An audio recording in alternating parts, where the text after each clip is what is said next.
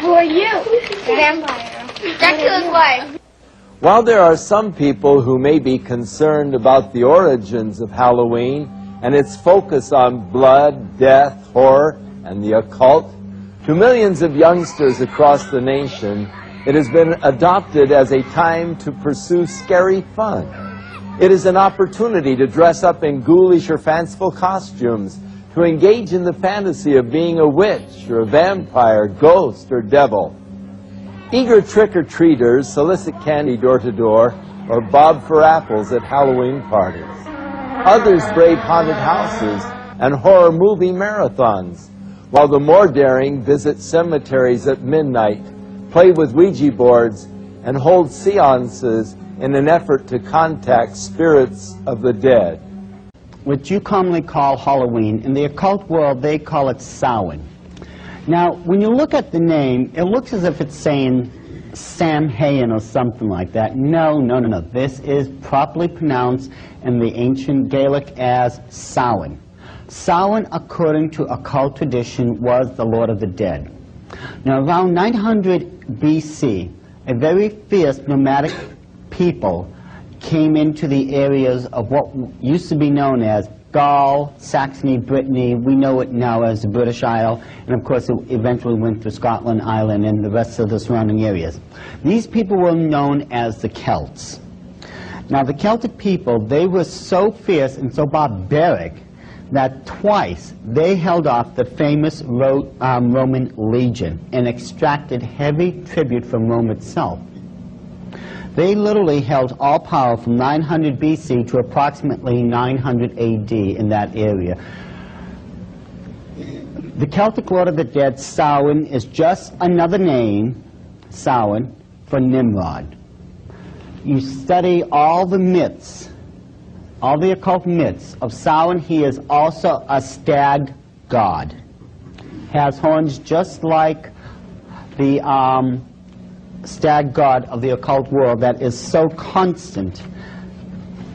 But this particular time of the year, October 29th through the 31st, those 3 days constitute what's known as Samhain. Everyone thinks Halloween is just a one-night thing, October 31st, but it is not. See, in the occult world, this is a 3-day fire festival. It lasts from the 29th through the 31st. During the time when the Druid priest held power in Great Britain, now the Druids held all power. You couldn't get married without their permission. You couldn't hold any type of official title in the clan without their permission. You couldn't even attend any of their religious ceremonies without their permission. They literally held power over all life and death, and you're really going to find out how in this example. During the nights of Samhain, the Druids would gather at these giant megalithic stone circles. One of the most common known stone circle is, of course, Stonehenge. Just about everyone has seen Stonehenge at one time or another, be it in picture or if they were actually there. Now, Stonehenge, as I said, it's a megalithic crop circle. Megalithic crop circle, that's the UFOs. Wrong subject. But we could always get there. This is a megalithic stone circle. It served 3 specific functions. First of all, it was a temple complex. Second of all, it served as an astrological observatory. Third, it served as a place of human sacrifice. Archaeologists have already unearthed, underneath Stonehenge, over 4,000 human skeletal remains. And that's just Stonehenge. There are hundreds of these throughout the British Isles. This one, believe it or not, is small compared to some of the others. The one in Avebury is over a mile in circumference. This is just a small one. And there's over 4,000 dead human sacrifices underneath it. You multiply that by X amount of hundreds of these stone circles, and I think you'll understand what the Druids were all about and why they were so greatly feared by the common folk. During the time of Samhain, The Druids, in this example, they would meet at Stonehenge. They had a giant cauldron, a black pot, that they would fill with what you would best understand as an apple cider-like substance. They would light the pot, and then all the Druid priests would go out throughout the countryside. They would go to various mansions, to castles, to people of nobility such as the earls, marquises, dukes, what have you. They would walk up to the front door of these places, and you want to know what they would yell out? Trick or treat, exactly. Now see, trick or treat is a two-part expression that literally sent waves and waves and waves of panic throughout the people who ever heard it. You see, if the Lord of the Manor cooperated with the Druids, he would take one of his own servants or one of his own household members, someone of his own family, and pass them over to the Druids to be used as a human sacrifice offering that night. The Druids would leave you a treat for your cooperation. They would take a pumpkin that was previously hollowed out and filled with human fat. They would leave it on the front doorstep and light it. This served as a ward of protection from all the demonic forces that would be unleashed that night. Now this is where we get into the trick. If you did not cooperate with the Druids, they would take blood from a dead body that they had actually been dragging around and paint the six-pointed star with the circle around it. This is known as a hexagram, from the Latin hexer for six. This is the foulest, the most evil of all the symbols in the occult world. I don't care what anyone else tells you. You need that symbol if you're going to summon a demon to this plane of existence. The Druids would paint that in human blood on the people's front door. Someone would die between those nights because of the demonic forces that were summoned.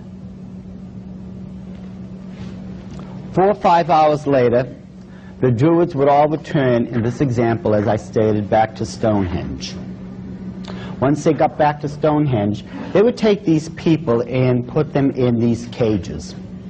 One particular cage is of great interest.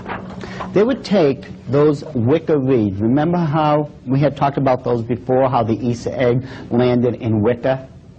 And it's a very, very durable material.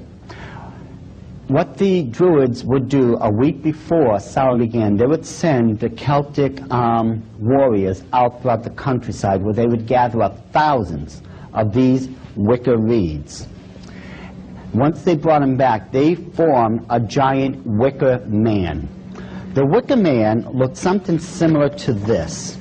It stood approximately 25 to 30 feet in height and was just intercrossing wicker reed to where it formed the effigy of a human man.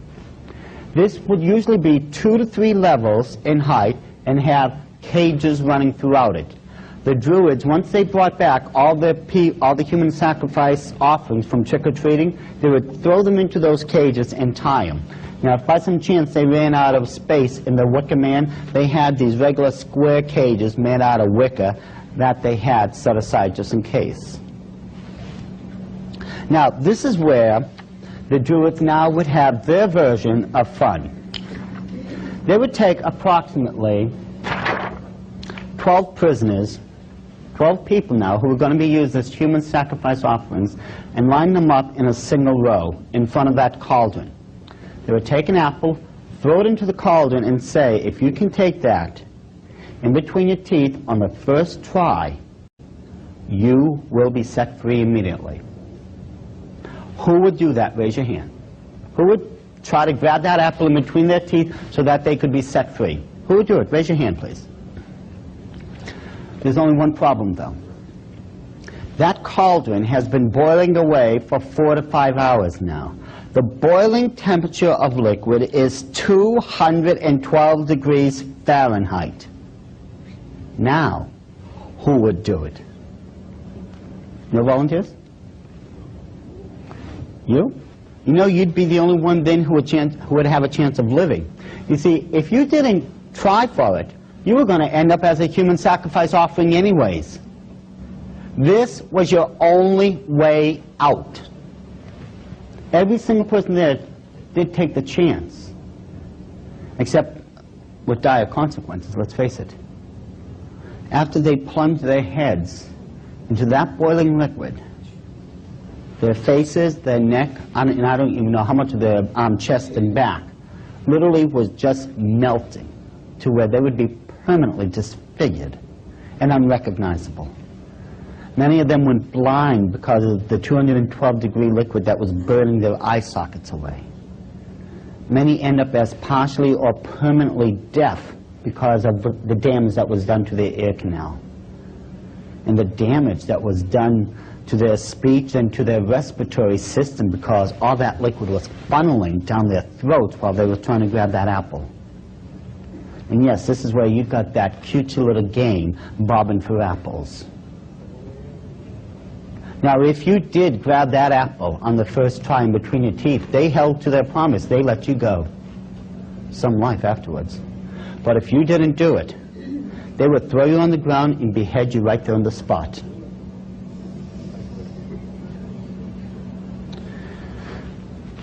Samhain is the highest night of human sacrifice on the Illuminati's calendar. And the reason it is because this is, at this time of the year, what's known as a crossroad.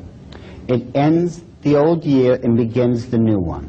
Now, all crossroads in the occult are sacred.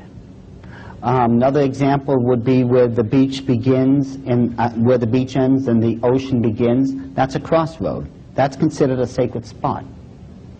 All crossroads are sacred. Now, during this time of the year, it is believed that those souls that had died from who knows how long ago, because the veil that separating the third and fourth dimension are supposed to be at their thinnest, those departed souls can cross over and visit their loved ones for the night.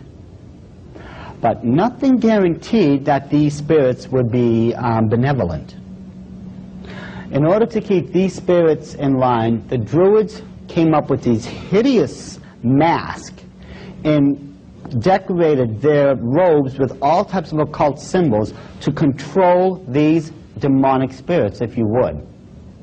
And you know, this is where you get your costumes for trick-or-treating from. Let's face it, it comes straight with the mask and the outfit to this very day.